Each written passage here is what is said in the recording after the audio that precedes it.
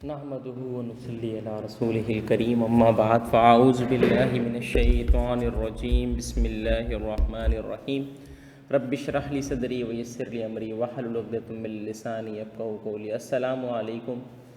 आपकी खिदमत में एक बार फिर हाज़िर हुआ हूँ ऑन द हमारा जो करंटली सेशन चल रहा है सैटरडे स्पॉटलाइट के हवाले से।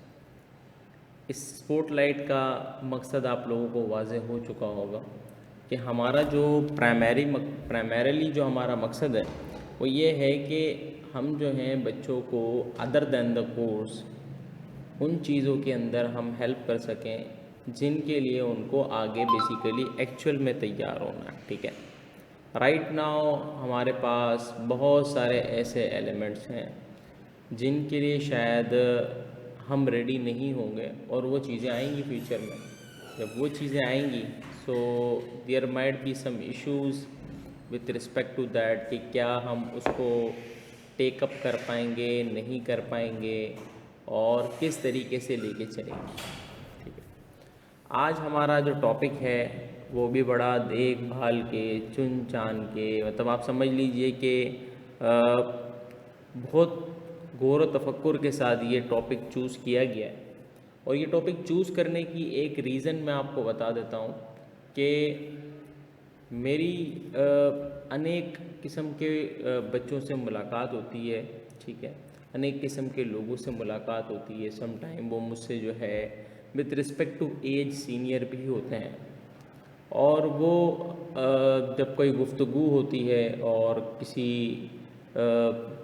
हवाले से डिस्कशन यानी कि कोई चीज़ ज़ेर बहस आती है तो वो एक चीज़ कहते हैं कि सर हम we are somehow stuck. ठीक है, we don't see our self in upcoming years के हम जो है कोई चीज़ इस तरीके से कर पाएंगे कि हम अपने आप को बेसिकली या अपने प्रोफेशन को कम्प्लीटली टर्न अराउंड कर सकें। तो इसके बहुत सारे हिस्से होते हैं। सम टाइम कुछ बैरियर्स जो होते हैं वो माइंड के बैरियर्स होते हैं। सम टाइम जो बैरियर्स जो होते हैं वो एक्चुअल होते हैं, रिसोर्सेज नहीं अवेलेबल होते। सम टाइम जो होते हैं कि वो रॉन्ग डिसीज़न लेके चल रहे होते हैं। सम टाइम वो कुछ लोग जो है वो कॉम्प्लासेंट हो जाते हैं और ये समझते हैं कि अगर हम ABC क्वालिफ़िकेशन नहीं लेते तो हमारी शायद तरक्की मुमकिन नहीं होगी। ठीक है, मैं इस हवाले से अपनी प्रेजेंटेशन को शुरू करने से कबल मैं आपको बताता हूँ कि अक्सर में जब बच्चों को अदर देन द CA तो बेटा बहुत बात की कहानी है ना कि यू आर डिसाइडेड, अब आपको कॉमर्स में आना है और इसी फील्ड में आना है तो आप 2-3 चीज़ें ऑप्ट कर रहे हो और उसमें आप एक ऑप्शन चूज़ करते हो CA है तो फिर उसकी गाइडलाइन दी जाती है। ठीक है, यहाँ पर करियर ऑप्शन की बात नहीं हो रही ना। ठीक है, क्योंकि आप सब कुछ चूज़ कर चुके हो। ठीक है, मैं जब थोड़ा सा आपको इस हवाले से मैं गाइडलाइन दूं अगर तो मेरा स्टाइल ये होता है कि अगर कोई मेरे पास लेट सपोज करो एक नौजवान बच्चा आता है। ठीक है, और वो आके पूछता है कि सर मैंने लेट से A लेवल्स कर लिया है। अच्छा एक और बात बताऊं, A लेवल्स वाले जो होते हैं ना वो काफ़ी हद तक क्लियर होते हैं कि उन्हें क्या करना है, काफ़ी हद तक। रीज़न बिहाइंड के A लेवल्स करना आज के दौर में, ठीक है, मिडिल क्लास के फैमिली का भी काम नहीं है भाई। मैं समझता हूँ एक मिडिल क्लास फैमिली जिसके 3-4-5 बच्चे हों तो वो 4-5 बच्चों को OA लेवल्स करवाए, पॉसिबल नहीं है उसके लिए, क्योंकि फ़ी बच्चे का खर्चा ही 30-40 हज़ार रुपये है मंथली जो है। उसका मतलब उसके 4 बच्चे हैं तो उसको 1.5 लाख रुपए तो खाली चाहिए भाई उस बच्चों को सिर्फ ये AO लेवल्स को फीड कराने के लिए, जो कि टेक्निकली हर बंदे के लिए शायद पॉसिबल ना हो। शायद किसी का खर्चा पूरे घर का ही लाख रुपए का हो तो उसके लिए तो शायद बड़ा मुश्किल है। तो हमारे पास जो मेजॉरिटी बच्चे करते हैं वो करते हैं बेसिकली इंटरमीडिएट। तो हमारे पास जब लेट सपोज करो कोई बच्चा आता है और उसने इंटरमीडिएट कर लिया, मिसाल करो इससे कबल भी आ जाते हैं कुछ बच्चे, तो मुझे पूछते हैं कि सर मैं क्या करूं। तो मेरा उससे पहला क्वेश्चन होता है कि तुम अपने आप को कहाँ पाते हो with respect to computing knowledge, यानी कि तुम अपने आप को कैसे देखते हो कंप्यूटर्स की दुनिया में, ठीक है। अगर वो कह रहे थे बच्चा मुख्तलिफ अपनी राय देता है और ये, तो मैं उनको कहता हूँ भाई देखो इसके अंदर कुछ इमर्जिंग फील्ड्स हैं, ठीक है, जो कहें अनटैप, ठीक है, और उन फील्ड्स को तुम ऑप्ट कर सकते हो जिसके अंदर तुम्हारे पास साइबर सिक्योरिटी है, ठीक है, डेव ऑप्स, सॉप्स, एआई ऑप्स, ठीक है। इसके बाद तुम्हारे पास डेटा साइंस है, डेटा एनालिटिक्स है। डेटा साइंस और डेटा एनालिटिक्स जो है बेसिकली आप समझ लीजिए डेटा साइंस से सीखने से कब लाता है, क्योंकि जिसको डेटा एनालिटिक्स नहीं आते हैं उसको डेटा साइंस भी नहीं आएगी, ये तो कॉमन साइंस की बात है, ठीक है, कॉमन सेंस की बात है। बहरहाल और भी इसी तरीके से आपके पास जो है फील्ड्स आ जाती हैं, लाइक के आप जो है डेटाबेस मैनेजमेंट की बात कर लेते हैं, डेटाबेस मैनेजमेंट है और भी बहुत सारी फील्ड है, ठीक है। हाँ, सिस्टम इंफॉर्मेशन सिस्टम ऑडिटिंग है। ये वो फील्ड हैं जो इस फ़कीर को पता है कि जिनमें भी बहुत गुंजाइश बाकी है, क्यों है उसके बारे में भी कलाम करेंगे। लेकिन अगर कोई बच्चा आता है वो भी 16 साल का है, ही don't know about computing, he don't know about anything, और वो एक जेनेरिक राय मांगता है, तो बहरहाल मैं उसको राय कुछ आज कंप्यूटर का कुछ अच्छा मूड नहीं है, ठीक है, आज कंप्यूटर का कुछ अच्छा मूड नहीं है और ये मुझे बड़ा गुस्सा आता है इस कंप्यूटर पर इस हवाले से। बहरहाल तो हम जनाबे मन थोड़ा सा चलते हैं इसकी तरफ, और वो कहता है जनाब अमन मुझे बताएं कि वो क्या एक फार्मूला है, रेसिपी है कि मैं जिससे रीज़नेबल अचीवमेंट्स तो हासिल कर सकूं, अगर मैं उसमें बहुत डालूं तो कुछ ना कुछ तो आ ही जाए। देखिए एक फार्मूला जहन में रख लें, आपको एक चाहिए प्री रिक्विजिट्स हैं हर जॉब के, ठीक है, आपको जानना होगा कि प्री रिक्विजिट्स क्या है। मिसाल के तौर पर आप कुछ भी करना चाहते हैं तो आप कहीं ना किसी एंटिटी में काम करेंगे, मैं यहाँ पर जॉब्स के हवाले से बात कर रहा हूँ, ठीक है। प्री रिक्विजिट्स हैं, तो प्री रिक्विजिट्स में मिसाल के तौर पर हम यहाँ पर तसव्वुर करते हैं कि वो डिग्री है। क्यों है, अब इसमें बहुत सारे लोग कलाम करेंगे, कुछ हमारे मशहूर व मारूफ इन्फ्लुएंसर भी हैं, वो भी कहते हैं डिग्री की ज़रूरत नहीं है, फलाना नहीं है। देखो बेकी बातें करने की ज़रूरत नहीं है, हमें हक़ाइक़ पे ध्यान देना होगा।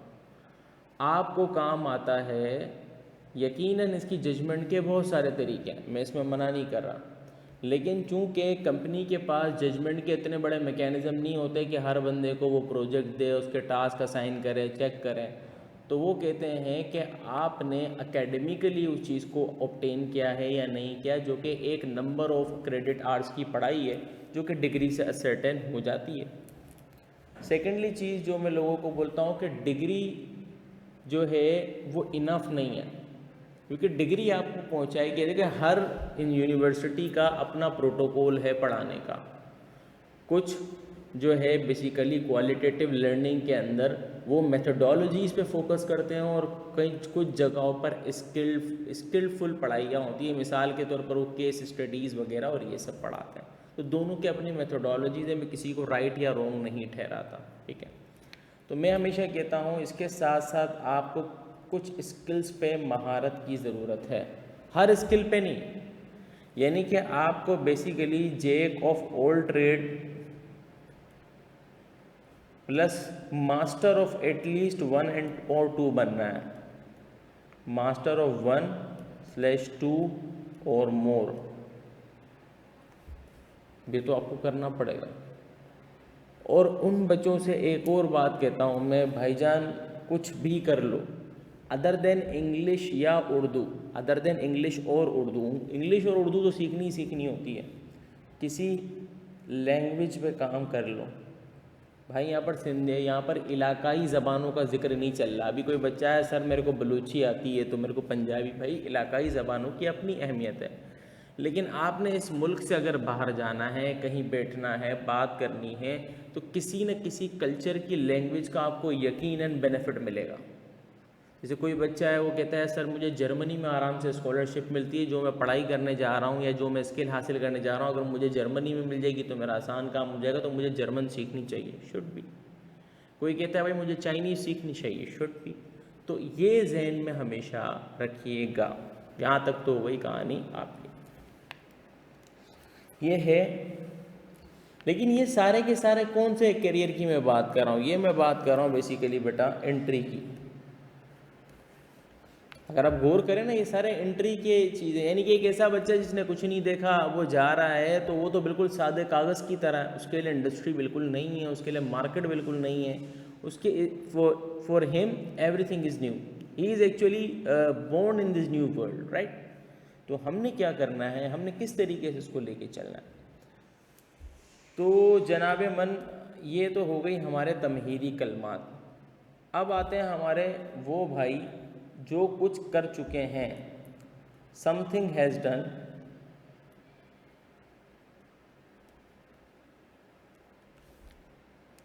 वो हमारी एक कैट कंडीशन आ गई। उसने कुछ कर लिया है, मतलब वो मिडल ऑफ द रोड है, कुछ कर लिया है उसने, कैफ कर लिया है, आगे का आर्टिकल्स नहीं करनी। इंजीनियरिंग कर रहा है, बीच में उसको मज़ा नहीं आ रही, चस नहीं आ रही, या इंजीनियरिंग कर लिए समझ नहीं आ रही क्या करना चाहिए, या वो बंदा कहीं जॉब करते, कुछ ना कुछ उसने कर लिया।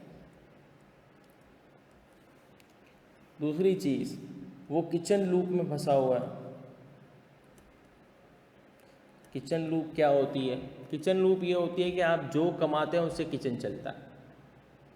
ऐसी सूरत हाल में उस बंदे का रिस्क एपेटाइट है ना बहुत कम रह जाता है, क्योंकि वो अब रिस्क लेने की पोजीशन में ही नहीं है। उसका रिस्क लेने का मतलब ये कि उसके घर में जो है यकीनन मुश्किलात आ जाएंगी, माशी मुश्किलात आ जाएंगी।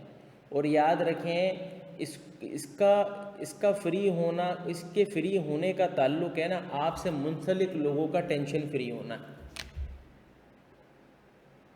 अगर आपसे मुंसलिक लोग टेंशन फ्री नहीं है, आपका दिमाग फ्री नहीं हो सकता। और मोस्टली चीज़ें जो होती हैं वो वसाइल पे आके ही अटकती, यानी रिसोर्सेस पे आके। यह ऐसे लोग हैं जिन्होंने पास्ट में कुछ गलतियां की, पास्ट मिस्टेक्स हैं, ठीक है। फिर ऐसे कुछ लोग भी मिलेंगे आपको जो कॉम्प्लेसेंट मोड में, यानी वो एनुअली 10 से 12% के इंक्रीमेंट को देखते हैं कि वही उनकी तरक्की है। ये भी लोग मार्केट में एग्जिस्ट करते हैं। Everyone is doing the same thing ना, और वो अपनी मतलब कॉम्प्लेसेंट मोड में वो समझ रहे हैं कि जो उन्होंने कर लिया है वो चलता रहेगा और ये सारी चीज़ें चलती रहेंगी। अब यहाँ पर मैं आपको ये सारे लोगों को आइडेंटिफाई करने के बाद मैं एक चीज़ की तरफ ले जाता हूँ। ये जो हमने देखिए, अब मैं जिस जुमले की तरफ ले जा रहा हूँ, यही जुमला असल बुनियाद बनता है हमारी चीज़ों को बदलने की। याद रखें, एक है एग्जिस्टिंग कंडीशन जो हर किसी की होती है, सही है।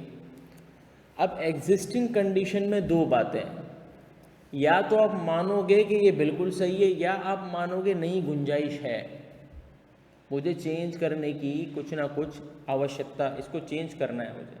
तो एग्जिस्टिंग कंडीशन को दो बातें हैं, या तो आप मानोगे कि करेक्ट है, या आप कहोगे समथिंग इज मिसिंग, ऐसे ही है।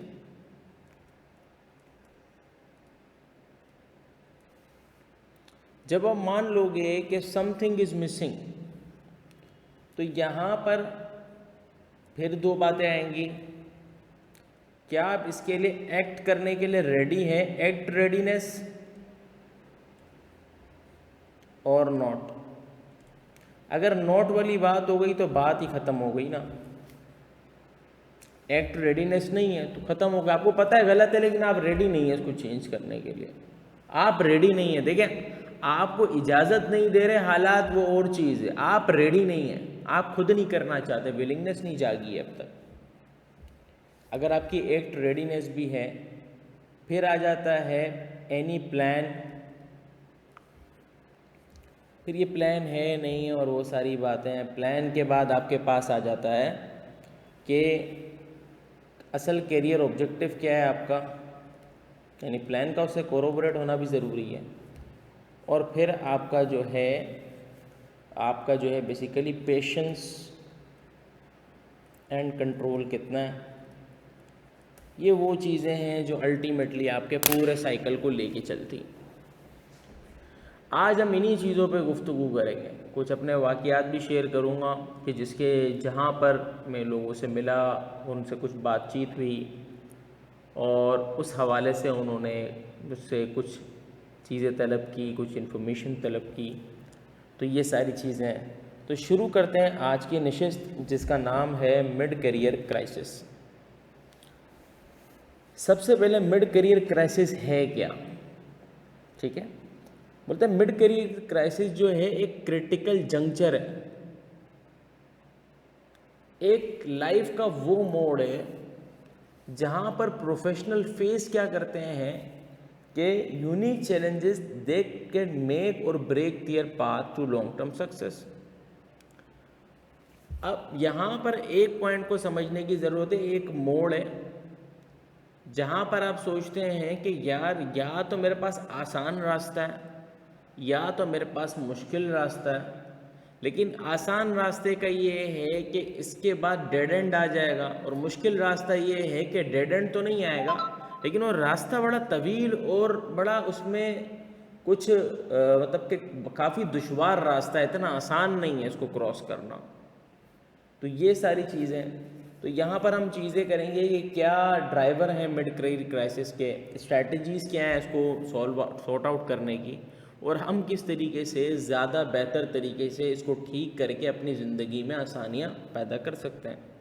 तो हम चलते हैं जनाब मन अपने दूसरे पॉइंट की तरफ। अब मिड करियर क्राइसिस में होता क्या है बेसिकली, सबसे पहली चीज़ है लॉस ऑफ मोटिवेशन।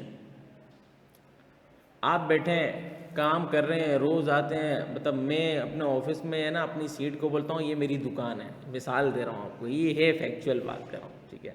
ऐसा ही है, मैं अपने आप को ऐसे ही बोलता हूँ मेरी दुकान है, और जो शख्स मेरे पास प्रॉब्लम लेके आता है ना वो मेरा ग्राहक है, ठीक है। और जिसको मैं इन्फॉर्म करता हूँ, ठीक है, तो दो बातें, मैं जिससे भी बात कर रहा हूँ तो मेरे पास दो में से दो रिलेशनशिप ही होंगे, या मैं उसको कस्टमर होऊंगा या मैं सप्लायर होऊंगा, यानी मैं कोई चीज़ या उससे बाय कर रहा हूँगा या सेल कर रहा हूँगा। उसको ज़रा सोचें। आप बोलेंगे कॉर्पोरेट करियर में कहाँ दुकान, कहाँ बाइंग, कहाँ सेलिंग, ऐसे ही होता है। आप इंफॉर्मेशन भी बाय और सेल करते हो, और आपका वहाँ पर भी रिलेशनशिप जो होता है वो कस्टमर सप्लायर का होता है। कहीं पर आप लोगों के प्रॉब्लम सॉल्व कर रहे होते हो, कहीं आप लोग आपसे प्रॉब्लम सॉल्व करवा रहे होते हैं। आमतौर पर आप यूँ समझ लीजिए, जिसको आप रिपोर्ट करते हो बेसिकली आप उसके लिए कस्टमर हो, आप उसके लिए सप्लायर भी होते हो, बसा होगा मोस्टली सप्लायर होते हो, लेकिन कई प्रॉब्लम में फंस जाते हो तो आप उसके कस्टमर भी बन जाते हो, क्योंकि वो आपको बताता है कि यार किस तरीके से करना चाहिए। तो जो फीडर है वो सप्लायर है और जो रिसीवर है वो कस्टमर है। तो लॉस ऑफ मोटिवेशन में क्या होता है कि बंदा जाता है, रोज़ सुबह जाता है, एक जैसा काम करता है, उसको अपने काम में कोई नई चीज़ नज़र नहीं आती, कोई नवीनता नज़र नहीं आती, कोई चीज़ सोच नहीं आती, और उसके ज़हन में एक और भी बात होती है, यार मेरे को है ना दूसरों से पैसे कम मिलते हैं, वो फलां को देखो ABC मेरे साथ ही शुरू हुआ था, मेरे जितना ही क्वालिफाइड है, मेरे जितना ही है, तो ये क्या चक्कर है कि मैं कम पैसे कमाता हूँ, वो ज़्यादा पैसे कमाता है।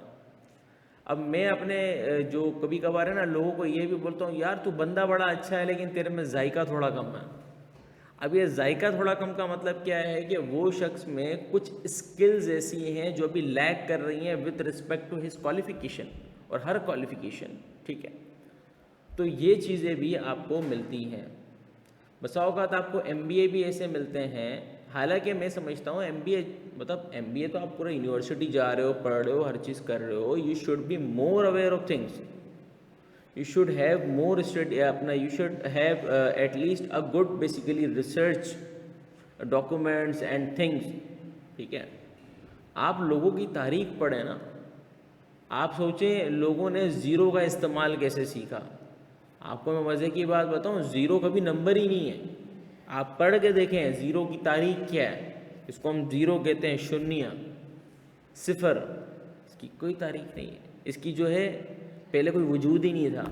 इसका इस्तेमाल कैसे ईजाद हुआ, कि इन्होंने क्या क्या किया, किस तरीके से किया। आपको मज़े की बात और बताऊँ, आप लोगैरिथमिक इक्वेशन जिसने जो है बेसिकली दुनिया में एक्सपोनेंशियल प्रॉब्लम को सॉल्व किया, लोगैरिथमिक इक्वेशंस। लोगैरिथम वाला कौन था? मोहम्मद बिन मूसा अल ख्वारिज़मी। उसके जहन में नहीं आता होगा प्रॉब्लम।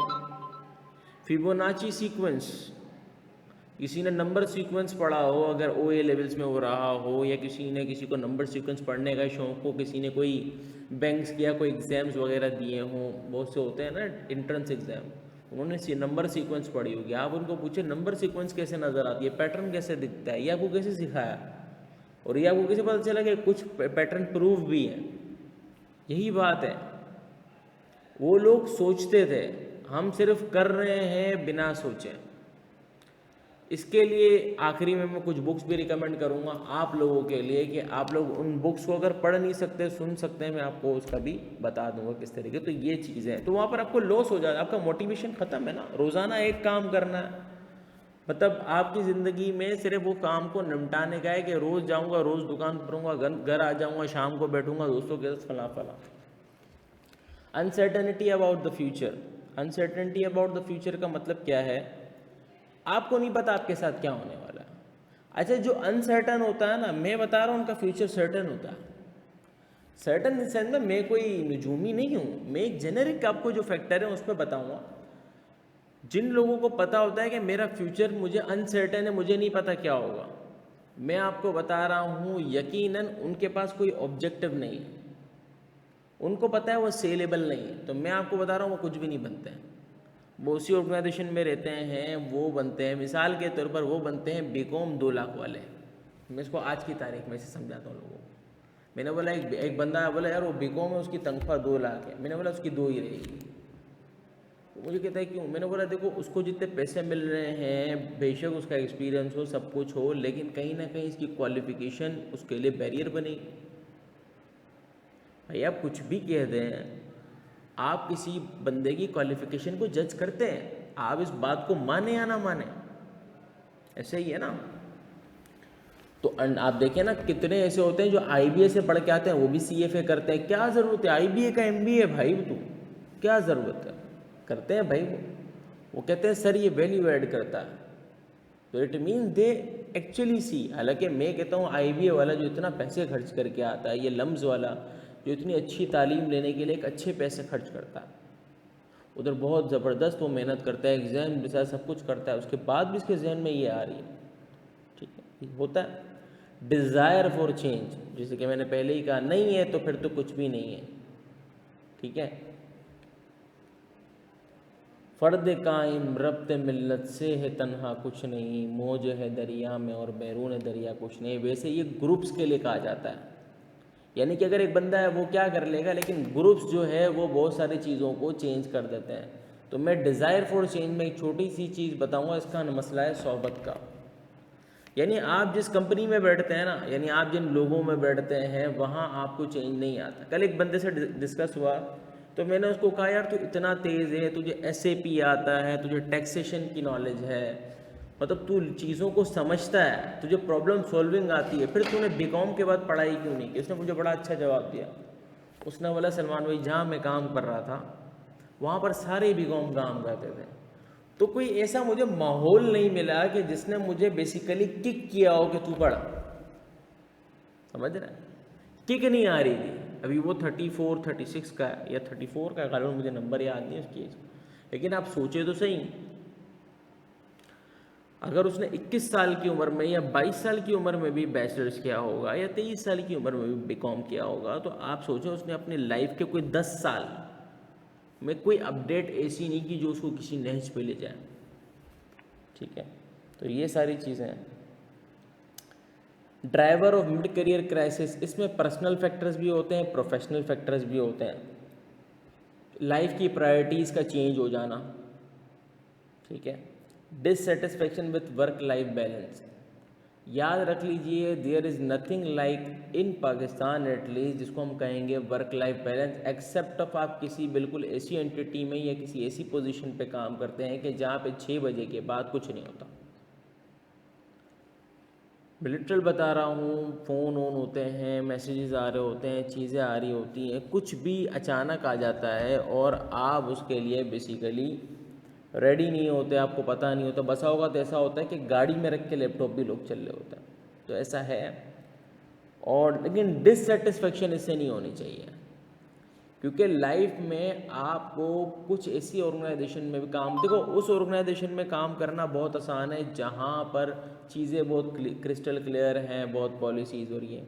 मुश्किल तो वही है ना जहाँ पर चीज़ें बहुत ज़्यादा डायनेमिक है, बहुत ज़्यादा एग्रेशन है, एक्टिव मतलब कि एक्सपेंशन मोड में कंपनी चल रही है, एग्रेशन है, डिमांडिंग है। वहाँ आप, मैं आपको बताऊं कि आप 24 घंटे में यकीन माने अगर आप 8 घंटे सोने के निकाल दो तो उस 16 घंटे को आप इस तरह इस्तेमाल करते हो कि वो 26 घंटे हैं। बहुत तेज़ चलते हो आप, आपकी प्रॉब्लम सॉल्विंग स्किल बहुत तेज़ हो जाती है। आप प्रॉब्लम को देखते ही है ना, आप उसको लिंक करना शुरू कर सकते हो, प्रीएम्प्टिव उसके आपके दिमाग में प्रोबेबिलिटीज़ बन चुकी होती हैं कि इसको किस किस तरीके से सॉल्व किया जा सकता है। तो ये भी एक तरीका है। Feeling like you have lost your passion, ये तो मैंने पहले ही आपको कह दिया। असल में इसको मैं कहता हूँ विक्टिम माइंडसेट। मैं क्या करूँ यार, अब मुझे पढ़ा नहीं जाएगा, मैं कैसे जीऊँ, फलाना ढिमाका, मुझसे पढ़ाई नहीं होगी, मेरी तो शादी हो गई है, मेरे तो बच्चे हैं, घर पे जाना होता है, बच्चों को चीज़ दिलाने, मतलब आप उनसे सुनेंगे ना ऐसे छिक्कड़ किस्म के, बिल्कुल फारग किस्म के बहाने मिलेंगे। प्रोफेशनल फैक्टर, जहाँ काम कर रहे हैं वहाँ गुंजाइश नहीं है। या एक और मसला आता है, जिसके अंडर काम कर रहे हैं ना वो खुद बहुत ज़्यादा जो है प्रोफेशनली ग्रूम बंदा नहीं, ये भी प्रॉब्लम आती है। अनडेप्रिशिएटेड, अनयूटिलाइज, पता चल जाए आपको कि यार मैं कुछ भी कर लूँ मेरा काम नहीं होगा, ये सबको डिस्कस करते हैं। इंडस्ट्री चैलेंजेस और ऑर्गेनाइजेशनल रीस्ट्रक्चरिंग, ये भी होता है। बहरहाल इसमें कॉम्बिनेशन होता है, ये कोई एक चीज़ इसमें नहीं होती। अब सबसे पहले तो बात आता है कि अगर मिड करियर क्राइसिस आप फेस कर ही रहे हैं तो आपने क्या करना चाहिए। सबसे पहला है रिफ्लेक्ट एंड रीअसेस। सवाल ये है कि आपको पहले तो रिफ्लेक्शन करनी, पहले तो जानना ज़रूरी है कि मिड करियर क्राइसिस है, ये कुछ इशू है मेरे साथ, ये जो है मुझे समझ में ही नहीं आ रहा है, ये जो लहर का बहाव मुझे लेके कहाँ जा रहा है। तो सबसे पहले जानना जरूर है, क्योंकि जानोगे तो रिफ्लेक्ट करोगे ना। ठीक है, याद रखें कि आप जब तक जानोगे नहीं ना किसी चीज़ को, तब तक आपको रिफ्लेक्शन नहीं आ सकती।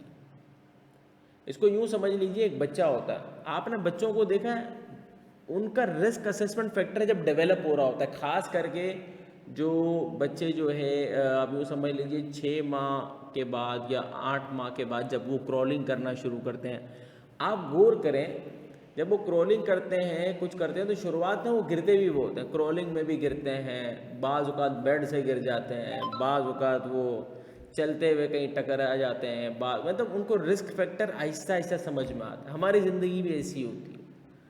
हम क्या करते हैं, हम बहुत ज़्यादा हमारा दिमाग तो डेवलप हो चुका होता है, लेकिन कभी कभार क्या होता है, बच्चा हमसे इस मामले में बाजी ले जाता है। बच्चा जब आप देखें ना, 1-2 बार टकराएगा ना, तीसरी बार बाबा वो सेटिंग बना लेगा कोई ना कोई। मैंने देखा है ना, बच्चे भाई से मतलब गेमर होते हैं सही वाले हैं, उनका दिमाग बहुत तेज़ चलता है, चीज़ों की स्ट्रेटजीज, बातें बनाना, चीज़ें करना, मतलब चीज़ों को वो इस तरीके से मनूवर कर देते हैं, मतलब आप सोचते ही रह जाते हैं यार ये कैसे मुमकिन है। ठीक है, क्रिएटिव माइंडसेट होता है ना, कोई फिक्रों माज से खाली होता है। तो वो रिफ्लेक्शन भी करते हैं, रीअसेस भी करते हैं, चीज़ों को देखते हैं। हमारा मसला ये होता है कि हमारी असेसमेंट पावर बहुत अच्छी होती है, लेकिन हम लोग बसा औकात एक खाम ख्याल में भी जी रहे होते हैं।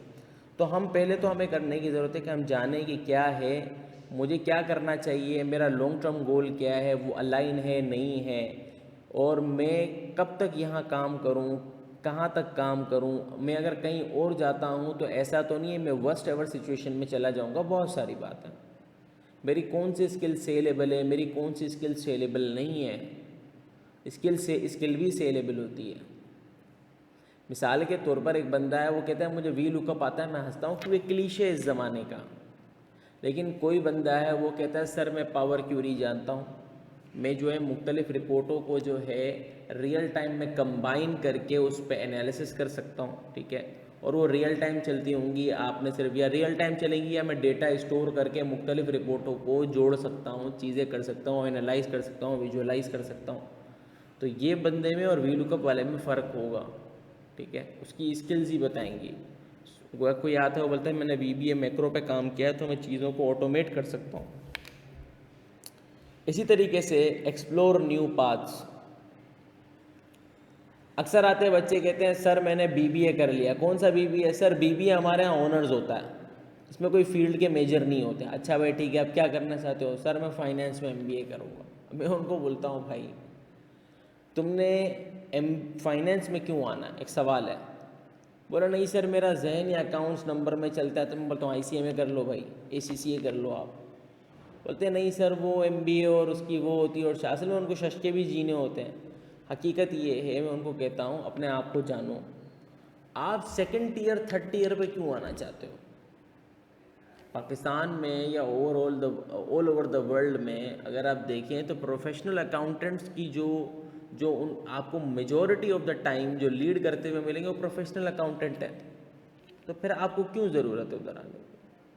आप किसी रिसीवेबल में, पेएबल में, कमर्शियल में जाके उसके मैक्सिमम हेड बन के फंस जाएंगे, इससे ज़्यादा थोड़ी कुछ होगा।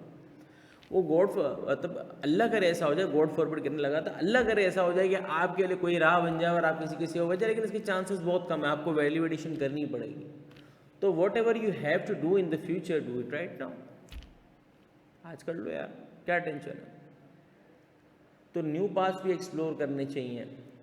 अगर कोई बंदा है उसका एक IT की फील्ड में वो जा रहा है या एक इंजीनियरिंग की फील्ड में उसने चूज़ किया, गलत हो गई, मैं कहता हूँ फॉरगेट इट।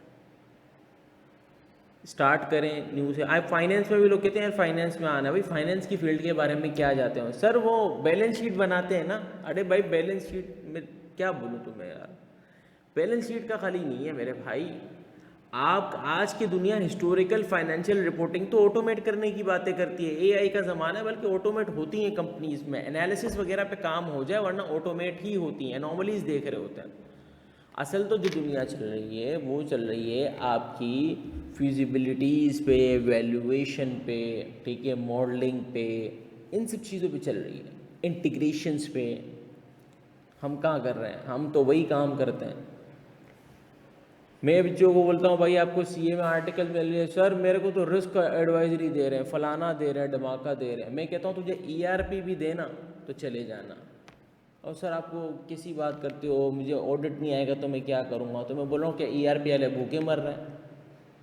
असल में मसला ये, आइडिया एक फील्ड का हो ना तो होती है कन्फर्मेशन बाइसनेस। हाँ आप उसको सामने वाले को सिर्फ कह दे भाई यहाँ सही तो कह रहा है श्योरेंस है, अरे वो ऐसा चौड़ा हो जाएगा, क्योंकि उसको अपना जो मौक़िफ़ था उसकी तायीद करने वाला कोई मिल गया, ठीक है। तो ये भी एक इशू है। Build a support network. सबकी फेसबुक की आईडी होगी, इंस्टा की आईडी होगी, सारे किस्म के जो है कटिंग वाले, चाय वाले दोस्त मिलेंगे। कुछ जो बड़े तबके के लोग होंगे तो वो चाय छत पे बैठे हुए मिलेंगे आपको, एस्प्रेसो पे, वो पूरी एक पार्टी बनाते हुए एंड सो ऑन। लेकिन मज़े की बात सुने, मज़े की बात सुने, आप लोग का नेटवर्क है ना, प्रोफेशनल नेटवर्क बहुत छोटा होगा, बहुत कम लोग मिलते हैं ऐसे। नेटवर्क बनाएं, दोस्त बनाएं, लोगों को समझें, और यकीन माने जिनका टाइम मिलना मुश्किल ही है ना, वही लोग बड़े आपको नज़र आएंगे कि वो, देखो इसमें दो किस्म के लोग हैं। एक तो टाइम मिलना उसका मुश्किल है कि जिसके पास वो समझता है कि आप उन दोस्तों से भी फजूल हो कि जिन दोस्तों में अपना टाइम बर्बाद कर लें, मैं उसकी बात नहीं कर रहा।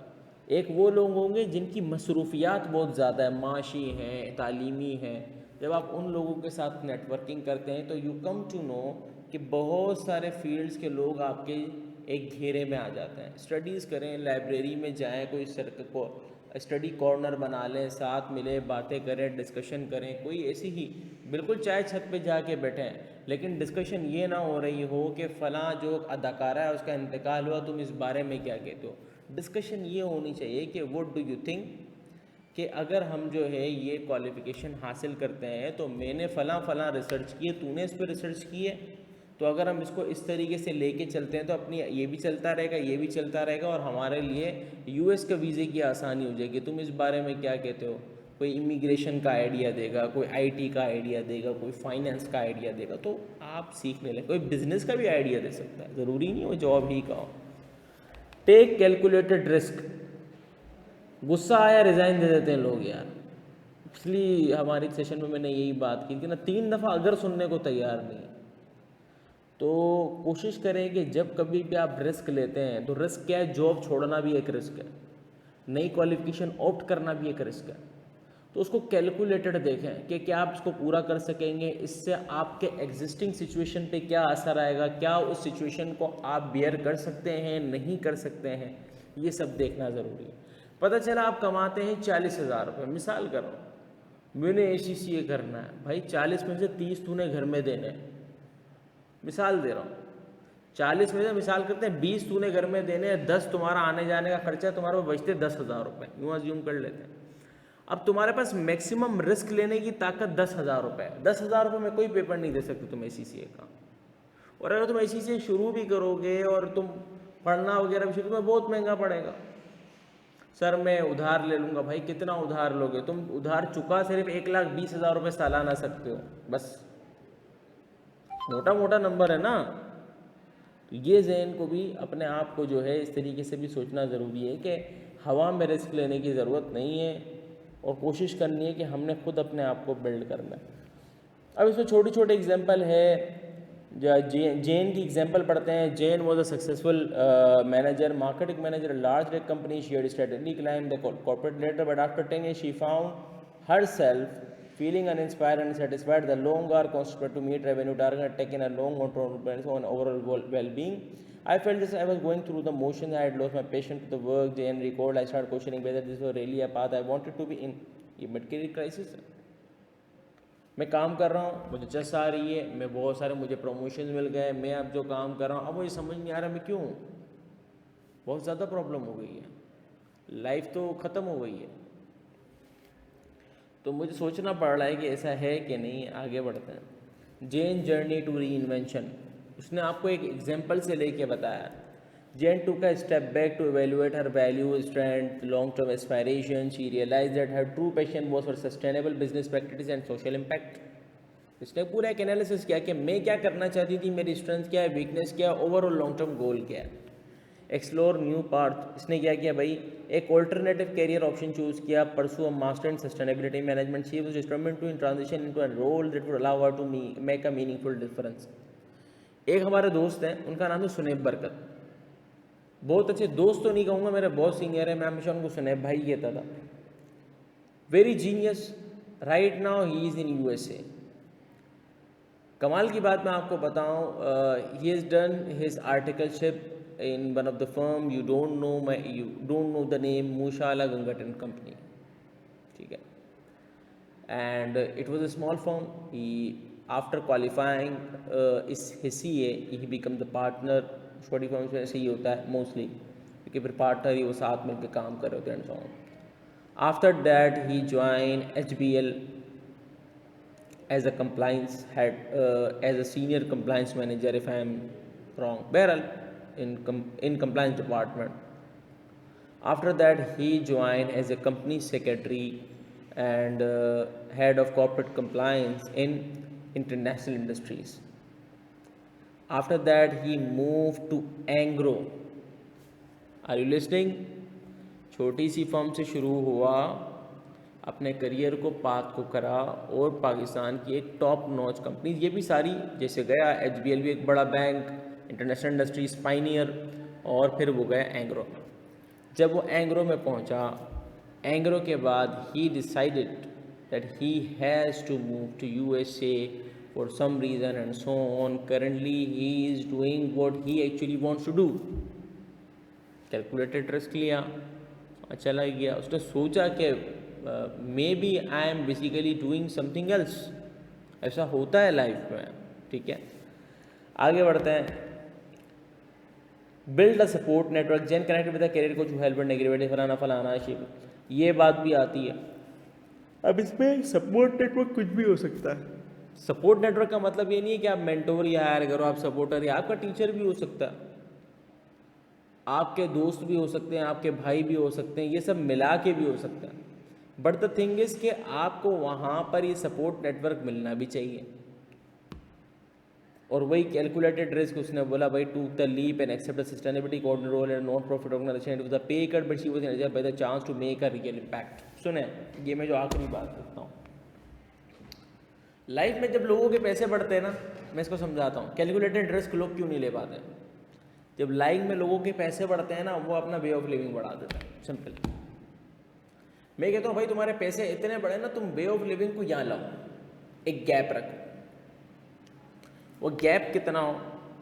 वो गैप इतना हो कि जिस एक महीने से आपकी महीने का जो खर्चा है, खर्चे की बात कर रहा हूँ, जो घर का खर्चा है, वो 1/3 के बराबर आप उससे कवर कर लो मैक्सिमम।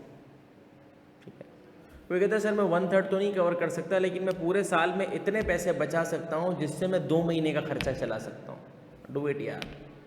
छोटी छोटी जगह इन्वेस्टमेंट करते रहो, रखते रहो। इन्वेस्टमेंट से मुराद ये है कि आप मनी मार्केट में, मीज़ान मनी मार्केट के कैश फंड में रख दो, it is as equivalent as cash. ठीक है, थोड़ा सा इमरजेंसी फंड वगैरह, इससे आपके जहन को तसल्ली मिल रही होती है। और कोई सेटबैक आता है, मिसाल के तौर पर रातों रात कंपनी बंद हो गई, कुछ हो गया, आपने कोई रिस्क नहीं लेना था, लेकिन प्योर रिस्क तो है ना, हमेशा कंपनी बंद हो सकती है, आपको निकाला जा सकता है, प्योर रिस्क है, इसकी कोई पॉजिटिव साइड तो नहीं है। मिनिमम क्या है, मैं जॉब पे काम कर रहा हूँ और इसमें वर्स्ट ही हो सकता है कि मैं जॉब से निकाला जाऊँ, तो उस सूरत में मेरे जहन में क्या आता है, मेरे पास पैसे हैं, कितने महीने के हैं, अगर मैं बेरोज़गार रहा तो कितना टाइम मुझे लगेगा, क्योंकि there are some day that are unpaid, तो उसको भी कंसिडर करना है। बहरहाल, तो कैलकुलेटेड रिस्क हमेशा लगे। इसमें एक और बात की, उसने पे कट लिया, ये बात समझने की है। सम टाइम है ना, लोग पे कट भी लेते हैं, ज़रूरत नहीं है पे प्रीमियम ले स्विच पे, लेकिन वो डिपेंड करता है कि वो आपके लॉन्ग टर्म गोल के लिए बेनिफिशियल होना चाहिए, और ये एक एलिमेंट्री फैक्टर है, इसको देखना बड़ा ज़रूरी है। अब कंटिन्यूस लर्निंग की बात करते हैं, खुदा के वास्ते पढ़ लो, बस इससे ज़्यादा कोई लफ्ज़ नहीं है, खुदा के वास्ते। हमने कुछ नहीं करना, हमने सिर्फ रील्स देखनी है, अपना फलाने अपना स्टैंड अप कॉमेडियन का क्या हुआ, फलाने का क्या हुआ, फलाने का क्या हुआ, हमारे पाकिस्तान में बरकत और उज़्मी क्या कर रहे हैं, ठीक है, और भी बहुत सारे फैक्टर हैं। मैं एग्जांपल दे रहा हूँ आपको, they are artist, they are doing their work, what they have basically what they have design to do, ठीक है, बट आप लोग इसके लिए तो नहीं थे। Content banana is something else और कंटेंट कंज्यूम करना इज समथिंग एल्स। तो मेरा मुद्दा ये है कि अगर कोई बंदा अच्छी बना, मिसाल है, मैं आप लोगों को कहता हूँ, आप लोगों में कितने लोग जानते होंगे, एक बंदा है, उसका नाम है लियोनार्डो कार्पेंस्की, हु नोस, नहीं पता होगा। एक चैनल है, उसका नाम है चंदू, मुझे उसका काम बता दो क्या करता है वो, नहीं पता होगा। एक चैनल है, उसका नाम है लीला घरानी, नहीं पता होगा आपको। एक वेबसाइट है, उसका नाम है Web3 स्कूल, किसी को पता है तो बताया मुझे। मैं फॉर श्योर बता रहा हूँ आपको, आप इस चीज़ पे हैरान होंगे कि चीज़ें सिखाने के लिए, सीखने के लिए पड़ी भी हैं, आप लोगों ने नहीं देखना उसको। अब एक वेबसाइट है, उसका नाम है कूपन स्कॉर्पियन, आज जाके देख लेना भाई। एक वेबसाइट है, उसका नाम है यूडेमी, लाइक लर्निंग की वेबसाइट है, कोर्सेरा की तरह या गूगल लर्निंग की तरह। यूडेमी पे जो लोग नए कोर्स लॉन्च करते हैं ना, वो यूडेमी के कोड स्कॉर्पियन पे अपने कूपन डाल देते हैं कि भाई जाके मेरे कूपन से आप क्या कर लो, फ्री ले लो कोर्स, या बहुत डिस्काउंटेड में ले लो, और वो बहुत प्रीमियम कोर्स होते हैं। पाकिस्तान में वो कोर्स लेने जाओगे ना उतने घंटे का, तो फॉर श्योर अगर वो कोर्स आपको $100 का पड़ेगा ना, तो उसमें आपको $20 का मिल जाएगा। ये सारा चक्कर है। तो कोशिश करें, जैसे कि यहाँ पर एक कोट लिखा हुआ है, The illiterate of the 21st century will not be those who cannot read and write, but those who cannot learn, unlearn, relearn. ये कहते हैं एल्विन टॉफलर, इसको समझिए, लर्न, अनलर्न, रीलर्न। ये खास करके मैं अपने जैसे जो है हमारे फाइनेंस वाले भाइयों के लिए खास करके कहता हूँ, हमारा लर्न है ना, उसके बाद अनलर्न भी हम सिर्फ वही चीज़ करते हैं जो लर्न की भी है, इससे आगे पीछे नहीं जाते। हमने यहीं अपने आप को बांधा हुआ, इससे आगे पीछे सोचते ही नहीं, जैसे finance, audit, tax, corporate law, फलाना फलाना फलाना जो भी हमारे कोर्स। तो खुदारा अपने आप को कंटिन्यूस लर्निंग के मोड में रखें, कुछ भी अच्छा लगता है वो लर्न करें, लर्न ज़रूर करें, पढ़ने की आदत को अपनाएं। शुरुआत में इंतहाई मुश्किल लगेगा कि जब आप कर लेंगे, आप यकीन माने it will drastically change your mind. ठीक है, इंशाल्लाह अगली नशिस्त में हम इसके ऊपर भी बात करेंगे और एक और नए टॉपिक के साथ आएंगे और मैं बताऊंगा आपको बुक्स किस तरीके से लोगों की हेल्प करती है। तो ये सारी चीज़ें हैं। पे ऑफ री इन्वेंशन, मिसाल के तौर पर आप अपने आप को री इन्वेंट करते हैं तो उससे पे ऑफ पे क्या फ़र्क पड़ता है। मैं मिसाल अपनी देता हूँ, मैंने रिस्क एडवाइजरी में आर्टिकल्स की, फाइनेंस को मैंने उस वक्त सीखना, मतलब कि फ़ाइनेंस मुझे आता तो था ऑब्वियसली, लेकिन फाइनेंशियल ऑपरेशनल और प्रोसेसेस को मैंने उस वक्त सीखना शुरू किया एक मैन्युफैक्चरिंग ऑर्गेनाइजेशन में, जब मैं क्वालिफाई हो चुका था। पता है आपको, ये मेरे लिए बहुत बड़ा चैलेंज था, समझ रहे हैं, ये मेरे लिए बहुत बड़ा चैलेंज था। बिकॉज आपने रिस्क एडवाइजरी में मैंने अपने कोई 4 साल मैं बिता चुका था अपना। अब इस 4 साल के डेटा को मैंने कहा तू इधर ही रहे, मैं चलता हूँ दूसरी तरफ, और मैंने लर्न करना उसको शुरू किया। मैंने वहाँ पर नॉलेज हासिल करना शुरू की और फर्स्ट ईयर सॉफ्टवेयर था आपका ओरेकल, आपने नाम सुना होगा, ओरेकल EBS R12, उधर से कहानी शुरू की और वहाँ पर मास्टर फाइनेंशियल कंट्रोलिंग टाइप की चीज़ें, GL कैसे बनता है, GL की निकालने वगैरह तो डेटा मेरे को पहले से ही आता था क्योंकि मैं ऑडिट में था।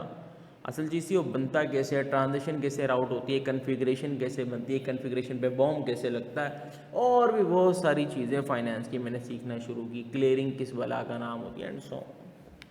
तो री इन्वेंशन से क्या पे ऑफ मिलता है? ईमानदारी से मिलता है। मैंने री इन्वेंशन की एक तरीके से। इंक्रीज इन जॉब सेटिस्फैक्शन, ऐसे ही है, आपकी जॉब एक मोनोटोनस बिहेवियर में जब चल रही हो and you start getting things के यार इसमें सीखने को और बहुत ज़्यादा नहीं है, यकीनन आपकी जॉब सेटिस्फैक्शन बढ़ती है, क्योंकि आप नई जॉब पर जाते हो तो आपको पूरा सीखना है, तो आप उसको भरपूर सीखने की कोशिश करते हो, तो आप सीखते चले जाते हो, आप सेटिस्फाई होते चले जाते हो। Improvement in work life balance, it depends भाई।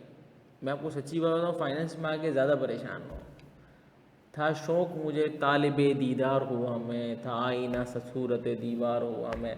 मसला ये था कि दीदार का तलब भी मैं ही था, दीदार का तालिब भी मैं ही था कि ये फील्ड को मैं सीखूं। तो बस ये सारे मामला हुए मेरे साथ, लेकिन मैं इसमें डिससेटिस्फाइड नहीं हूँ, बिकॉज जो मुझे एक्सपोजर मिला, मैं समझता हूँ कि शायद अगर मैं बहुत बड़ी ऑर्गेनाइजेशन का बहुत छोटा पुर्जा होकर शुरू करता ना ये काम को, तो मुझे एक्सपोजर लेने में 10 साल लगते हैं, 10 साल लगते हैं मिनिमम। अल्लाह ताला की जो हम बोलते हैं ना, एक हमारी तदबीर है, ठीक है, एक अल्लाह ताला की तदबीर है। अल्लाह ताला की तदबीर जिसको हम तकदीर से ही वो करते हैं ना, अल्लाह ताला ने जो करना है वो तकदीर ही, तो आपकी तदबीर पे तकदीर गालिब आ जाती है। अल्लाह ताला ने उस रूट से मुझे ऐसे निकाल दिया। Salary increase with in 2 years for sure, for sure. आप जब काम को चेंज करते हैं तो फॉर श्योर आप जॉब स्विच करने की या इंटरनल मूवमेंट लेते हैं, सब कुछ करते हैं, तो इनिशियली आपके लिए कोई इतना बड़ा बेनिफिट नहीं होता, लेकिन within 2-3 years your pay scale is much higher, because आपने जो दूसरी जगह शिफ्ट किया होता है वो सुकून के लिए नॉर्मली नहीं करता, नॉर्मली लोग करते हैं चैलेंजेस के लिए। आई नो मैनी पर्सन जो एक स्टेप डाउन होके भी आते हैं ऑर्गेनाइजेशन में, I don't want to quote their name, but ऐसा है। यही बात करते हैं, ये रोड मैप वगैरह जो हमने पीछे बात की, यही सारी चीज़ें, एम्ब्रेस द जर्नी ऑफ री इन्वेंशन, ठीक है। अब यहाँ पर हमने एक चीज़ को मैं फिर से इसको रिपीट करना चाहूँगा, देखें, जहन साजी एक रख लें, if you want to reshape your career goals, ठीक है, तो मैं उसके कुछ स्टेप्स लिखवा देता हूँ। एक तो इसने पूरा ये तो एक इसने तरीका बता दिया बेसिकली कि इसको कैसे करना चाहिए, ठीक है। तो मैं आपको एक ज़रा चीज़ लिखवा देता हूँ।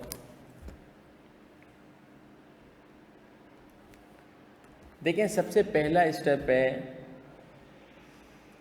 एक्सेप्टेंस। जो लोग जिस भी लेवल पे हैं, तो पहले आपको मानना पड़ेगा कि व्हाट इज़ बीइंग डन, और वो उसको लग रहा है कि उसकी जॉब में कोई चैलेंजेस नहीं है, कुछ नहीं है, तो उसको मानना पड़ेगा कि there must be something that need to be correct. तो ये चीज़ है। सेकेंडली चीज़ है, उसको एक एक्शन प्लान बनाना पड़ेगा।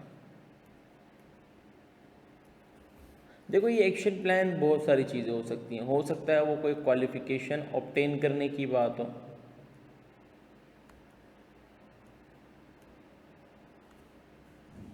या कोई स्किल ऑब्टेन करने की बात हो,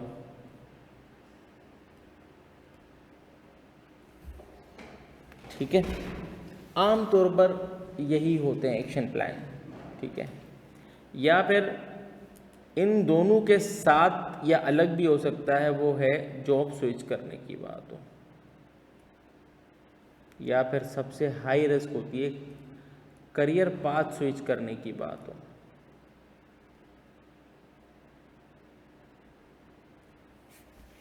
ये मोस्टली आपकी हर चीज़ इन चारों के गिर्द घूमती है। याद रखें, चाहे ये हो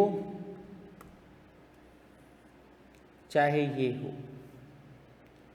ये दोनों चीज़ मांगते हैं रिसोर्सेस।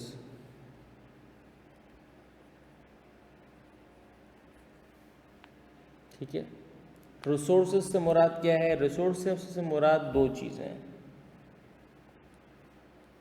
एक है टाइम, एक है पैसा। लेकिन साथ ही साथ इन दोनों से कब्ल एक चीज़ होती है, उसको हम कहते हैं गाइडेंस।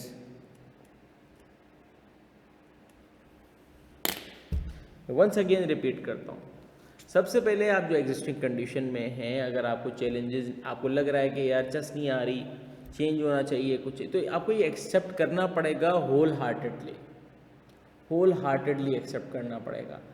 क्या आपको लाइफ में लग रहा है कि मेरा बैरियर आ गया है, मेरी ये सीलिंग है, मैं इससे आगे नहीं बढ़ सकता, और क्यों नहीं बढ़ सकता? तो उसकी रीज़न क्या है? क्या मुझे क्वालिफ़िकेशन लेने की ज़रूरत है? क्या मुझे स्किल ऑब्टेन करने की ज़रूरत है? क्या मुझे जो है जॉब स्विच करने की ज़रूरत है? क्या मुझे करियर ही स्विच करने की ज़रूरत है? ये सब चीज़ें होती हैं। आमतौर पर जॉब स्विच और करियर स्विच का, जॉब स्विच का मैकेनिज़्म किसके लिए आता है? वो बंदे जिनकी क्वालिफ़िकेशन में कोई झोल नहीं होता, ठीक है, उनकी स्किल में भी कोई ऐसी स्किल नहीं होती कि जो उनके लिए बहुत बड़ी जो है सिग्निफिकेंस रखती हो, ठीक है, यानी कि जो उनकी हायरिंग का कोर पर्पज़ हो। मिसाल के तौर पर एक फाइनेंस सीए वाला जो है, उसकी कोर स्किल्स क्या होती हैं? ऑडिट, टैक्स, रिपोर्टिंग वगैरह, कॉर्पोरेट लॉज और ये सब चीज़ें, तो वो इसका कोर स्किल सेट है, ठीक है। मोस्ट ऑफ द टाइम इसको इसी पे ही जांचा जाता है, मोस्ट ऑफ द टाइम।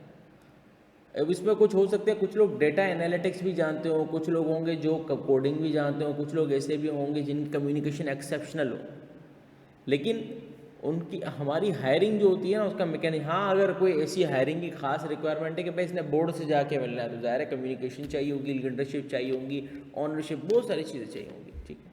तो ये सारी चीज़ें, लेकिन बहरहाल अब हम चलते हैं कि एक शख्स है, उसको पता चल गया उसकी एज फैक्टर और ये सारी चीज़ें, उसने बोला कि भाई मैंने जॉब हासिल करनी है, मुझे जो है बेसिकली कोई क्वालिफ़िकेशन हासिल करनी है या स्किल हासिल करनी है। तो मैंने कहा सबसे पहले ये हासिल करने से कबल पहले आपको लेनी पड़ेगी गाइडेंस, क्योंकि क्योंकि आपके पास तो बहुत सारे चीज़ें खुली हुई होंगी। मिसाल अगर उसको फाइनेंस की ही हासिल करनी है, तो CA, CFA, ICCA, ICMS, and बहुत सारी IM एंड बहुत सारी क्वालिफिकेशन होंगी। या मिसाल है उसको प्रोफेशनल नहीं चाहिए, एकेडमिक चाहिए, तो वो एमबीए करना चाह रहा होगा, एमबीए करना है तो उसको फाइनेंस में करना चाहिए, सप्लाई चेन है, एमआईएस मैनेजमेंट इंफॉर्मेशन सिस्टम में करना चाहिए, एंड सो ऑन, बहुत सारी फील्ड है, ठीक है। ये है गाइडेंस। आपको गाइडेंस लेनी पड़ेगी ताकि वो बंदे जो इस सब्जेक्ट में या उस फील्ड के एक्सपर्ट हैं, आमतौर पर वो आपका एक अच्छा मैनेजर भी हो सकता है। मैंने अच्छे की कैद इसीलिए लगाई क्योंकि वो बंदा अगर खुद नहीं होगा अच्छा, तो आप उससे अव्वल तो मशवरा लेने से आप कतराएंगे, और उसका मशवरा इतना फारिग होगा कि आप चाहेंगे कि यार अगर आप उससे फ़ोन पे बात करके मशवरा ले रहे होंगे और वो आपको मशवरा टेढ़ा देगा, तो आप ये सोचेंगे यार व्हाट्सएप में ऑनलाइन चपेड़े मारने का ऑप्शन क्यों नहीं है ताकि मैं उसको टिका के लगाऊँ। लेकिन बहरहाल ये एक जस्ट जो इट्स यू आप कह सकते हैं कि ये एक सॉर्ट ऑफ आप लोगों की मजाक के लिए। अलबत्ता हम चलते हैं इसकी तरफ की गाइडेंस तो चाहिए होगी, गाइडेंस चाहिए होगी। फिर आपको पता करना चाहिए कि उस फील्ड में घुसने के लिए प्री रिक्विजिट्स क्या हैं, उस फील्ड को ऑपरेट करने के प्री रिक्विजिट्स क्या हैं, वक्त है, पैसा है, डिस्टेंस लर्निंग प्रोग्राम मिल सकता है, नहीं मिल सकता, ऑनलाइन पढ़ना पड़ेगा, रिकॉर्डेड मिलेंगे, बहुत सारी चीज़ें हो सकती हैं, मुझे जाना पड़ेगा, नहीं जाना पड़ेगा। After that, you have to create a plan. What the plan? It is you need investment in yourself. मैं once again कह रहा हूँ इसको, investment in yourself. अब एक शख्स आएगा वो मुझे कहेगा कि साढ़े कुल्लू तो जहर खावण दे पैसे कोई नहीं, हम क्या करें? यानी क्या हमारे पास तो जहर खाने के भी पैसे नहीं हैं। तो जनाब मन मैं आपसे ये कहूँगा कि ऐसे बहुत कम लोग होंगे, बहुत ही शाज़ होंगे जिनके पास वाकई जहर खाने के पैसे नहीं हैं, बहुत कम होंगे। देखें मैं इसीलिए मैंने मिड करियर वालों की बात की। एंट्री करियर में ऐसे बहुत लोग हो सकते हैं, सर मेरे पास पैसे नहीं है, ये नहीं है, वो नहीं है, लेकिन उसके भी रूट बन जाते हैं। भाई जिसके पास पैसे नहीं है तो बहुत सारी ऐसी ऑर्गेनाइजेशन है जो आपको जो है सपोर्ट करती हैं इस हवाले से, बस आपको चश्मे लगा के ढूंढना पड़ेगा उसको, ठीक है, थोड़ी सी एफर्ट लगानी पड़ेगी, हम खुद रेफर कर देते हैं। लेकिन बहरहाल इन्वेस्टमेंट इन योर सेल्फ का मतलब ये है कि आप लोगों ने अपनी इनकम का कुछ पोर्शन अपने आप पर इन्वेस्ट करना पड़ेगा।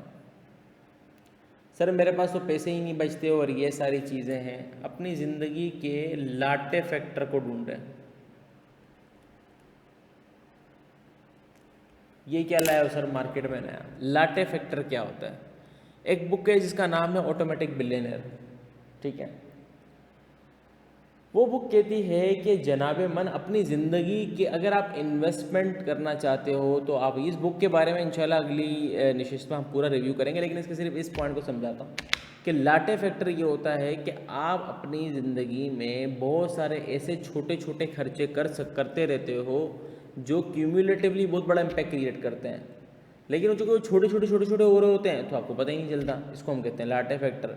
यानी इसको उन्होंने एक मिसाल दी थी, लाटे फैक्टर टर्म कैसे इंट्रोड्यूस हुई, तो वहाँ पर ये फाइनेंशियल फ्रीडम के बारे में पढ़ा रहे थे। तो एक शख्स उठा और उसने बोला मेरे पास तो पैसे ही नहीं बचते।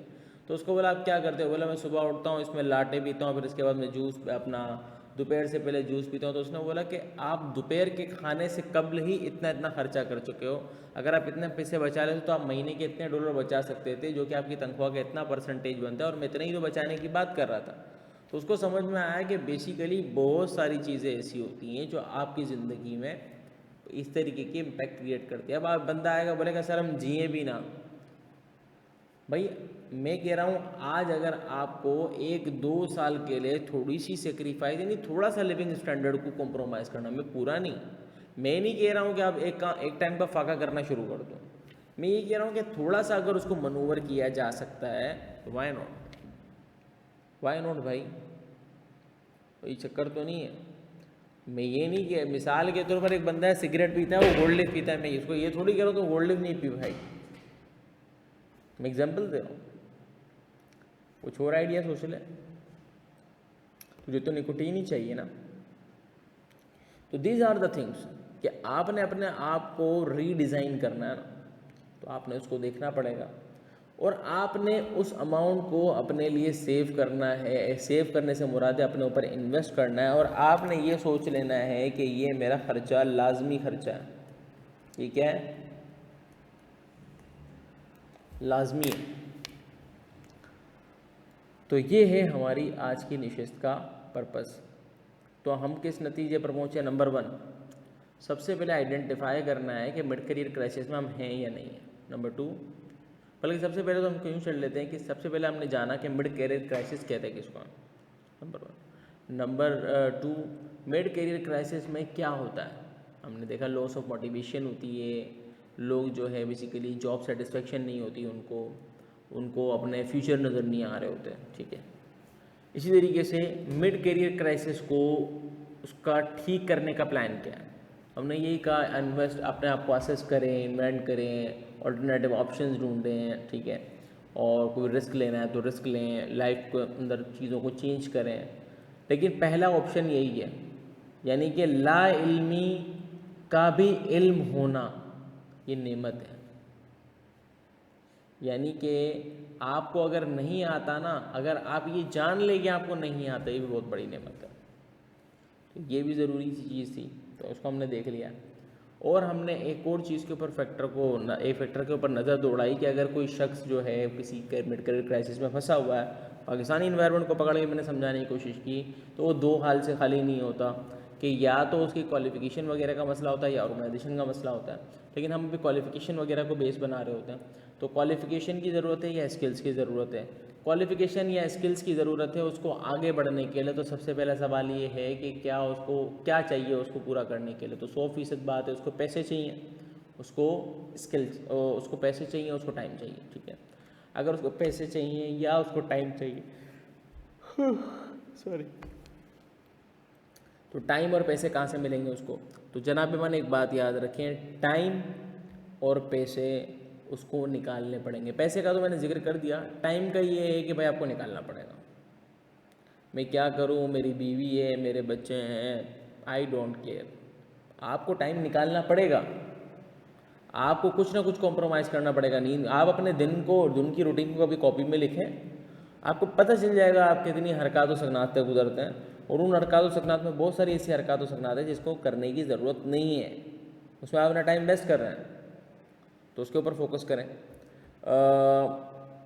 सेकेंडली चीज़ जो हमारी चल रही थी कि वो लेगा, इसके लिए भी मनी और टाइम तो ये तो उसको पता है, उसको देने ही देने हैं, लेकिन सबसे पहले वो गाइडेंस लेगा कि वेयर ही शुड गो, ठीक है, उसको क्या ऑप्ट करना चाहिए, कैसे ऑप्ट करना चाहिए। एक और चीज़ इसके ज़िम्न में हमने बयान की कि इस कॉन्सेप्ट को मैं टेक्निकली कहता हूँ इन्वेस्ट इन योर सेल्फ। और अपना इन्वेस्ट इन योर सेल्फ में आपके पास पहला बैरियर ये आएगा कि मेरे पास तो पैसे नहीं है, मेरे पास रिसोर्सेज नहीं है। तो याद रखें, आपके पास रिसोर्सेज होते हैं, लेकिन आपको अपनी ज़िंदगी का लाटे फैक्टर तलाश करना होगा। वो कौन सा खर्चा है, वो कौन से पैसे हैं जिसको आप बचा सकते हैं। अगर आपने वो निकाल लिया, वो लाटे फैक्टर ढूंढ लिया और उससे आपने कुछ भी पैसे बचा लिए, तो योर गेम इज़ ऑन। तो आपने अपने आप को इस तरीके से लेके चलना है।